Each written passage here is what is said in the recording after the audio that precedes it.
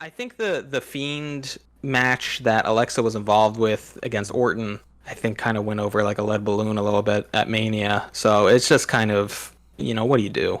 I want to I give don't know. WWE some credit and sympathy here, just so we're not a WWE bashing show No, here. yeah, To Bray Wyatt's credit and to WWE's credit for letting him do this, when The Fiend first came, he was the best thing in wrestling. Those yeah. promos were awesome and all Hmm. that, and it's something where everyone wants it to work. And For sure. WWE has tried on several occasions, but there's something missing, and I can't even tell you what it is. I don't know what's missing from The Fiend matches to make him work. Do you want him to sell nothing, to be an unstoppable killer? Sure, but where do you go from there? Because I think the match he had against Finn Balor was like that Hmm. was one of his first matches, and that was really good. That it was a cinematic matches before cinematic matches were a thing. Yeah, for sure. But where do you go from there? How do you make a character like that work? Because from what I understand, I don't know if this is still the case, but for a while there, he was selling merchandise like nobody's business. Yeah, Because everyone loves the mask, everyone loves the entrance, everyone loves the character that they built up. Once he gets in the ring, how do you make it work? And they're running into the same problem with Alexa Bliss here.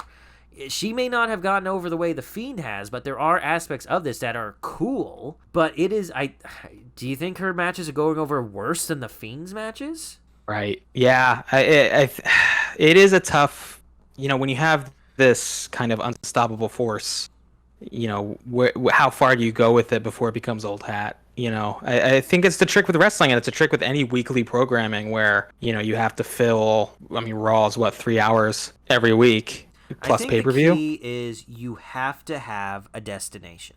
We talked Yep. about Adam Page on the last episode and how his storyline is long term and building, and it's Yeah. awesome. Yeah. You need to know who is going to beat the Fiend day one, because you need to start building them up from there. And And have a it's not a goal in straight shot. mind. Yeah, it's not a straight shot. You don't immediately have him win against the Fiend. Maybe you Hmm. even like, you know who would have been great? Finn Balor. Yeah. Think about it. Okay, you got Finn Balor. He's like the first person to fight the Fiend. He Hmm. loses, and he does the Adam Page thing. He continues to win well. Maybe he gets kind of goofy, but he avoids the title picture because the Fiend is in that orbit and he doesn't want to face him.